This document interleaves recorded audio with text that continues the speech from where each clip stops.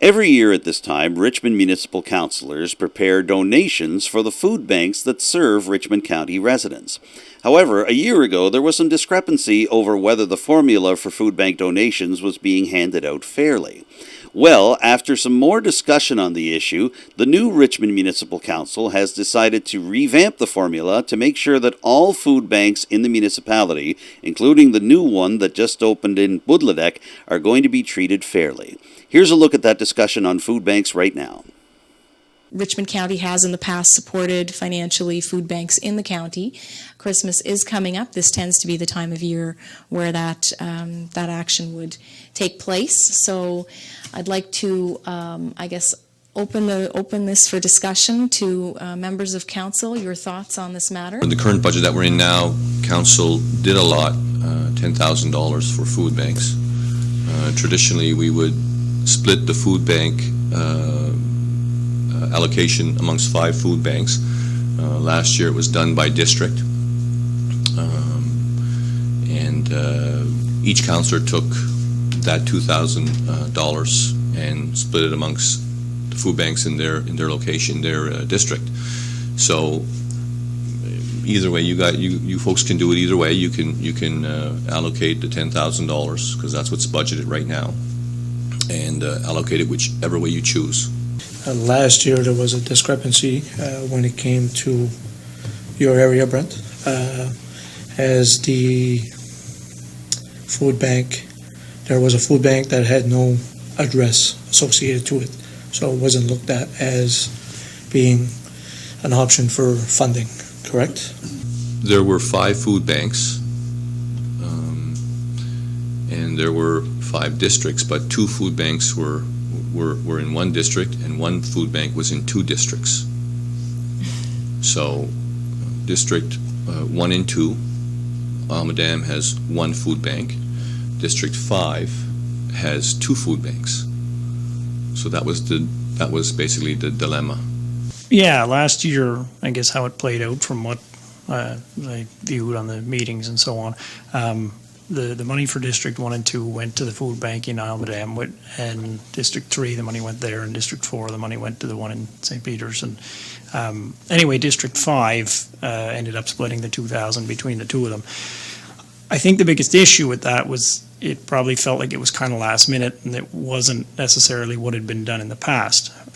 Mind you, I understand obviously the food bank in Almadam is covering a greater number of people, and so it's something that's got to be taken into consideration. The thought I had, but it's a big ask of everybody, I guess, was that possibly if each districts 1 through 4 would be able to forego 250 of the 2,000, it would allow for my district to end up getting 1,500 to Lordways and 1,500 to Budladek, as opposed to 1,000 each, and it would make a great impact there, I think, without a huge cut to the other districts. However, I know nobody likes taking a cut. I understand that, and I'm open to discussion on that.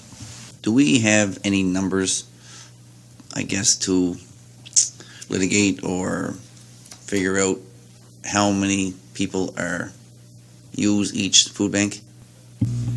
Well, we did get some numbers from the food banks. I don't recall what those numbers actually were. However, I don't think they based their decision on the number of people that were going to the food banks, because they made their decision on district. I actually spoke to the food bank coordinator in my district, and so based on the conversation that I had with her, I would be agreeable to District 5 if his proposal that we all share to 250. That was something that she mentioned, that we've been very lucky in our district to not have a lot of people who require the services of the food bank.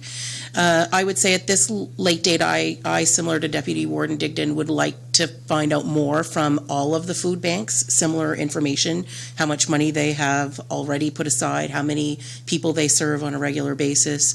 I also wanted to touch out to other areas in my own district that, from what I understand, don't have a food bank, but maybe they should, and where they're served. So I think for today, we need to make a decision that perhaps is not how we would do it going forward, but that we make a commitment to gather more information so that next year at this time, when we're making a similar decision, we can use some of that information. I'm definitely okay with giving money over to the other district. It just bothers me that we're cutting costs when it comes to a food bank. Obviously, the people who have to go to that food bank are in dire straits. And the County of Richmond, when I knocked on everybody's door, was here for the benefit of the people. I don't know if the budget allows it. I know, obviously, it's been almost set in stone, but there must be some leeway that we can, I don't know, I guess check with our CEO or our CFO to see if we can go back to, I guess, if it was a $2,000 limit per food bank, then I see no need why we can't go, or if we haven't been there, then I see no need why we can't go to a $2,000 limit per food bank, if that's an option available. If not, then I have no problem supporting Brent's recommendation as well. I just feel that we're taking food from people who actually are looking for food, and I have a problem with that. Maybe if it is possible for us to keep this in the back of our minds and take this into consideration, especially for the budget year next year. We're kind of walking into a situation where things were set up prior to us being here. So I was just looking at it to try and make the best of the situation at this point. But as well as what Councillor Sampson said, the more information we have, the better we can do going forward, likely. To Deputy Warden Digdon's point about making cuts, especially during a time of pandemic, I guess the concern that I've heard expressed is that if we don't make a recommendation this evening, that we will not have the time available to us before Christmas to execute any decision.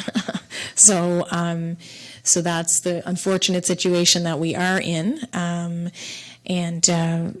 at the same time, maybe there's some more thinking that we need to be doing on this, to your point, Deputy Warden. And, I ran my campaign on what's good for my district is good for Richmond County, and what's good for Richmond County is good for all districts. So I would have no problem, Brent, sharing my 250 and making sure that everybody's taken care of, right? So I'd have no problem with that.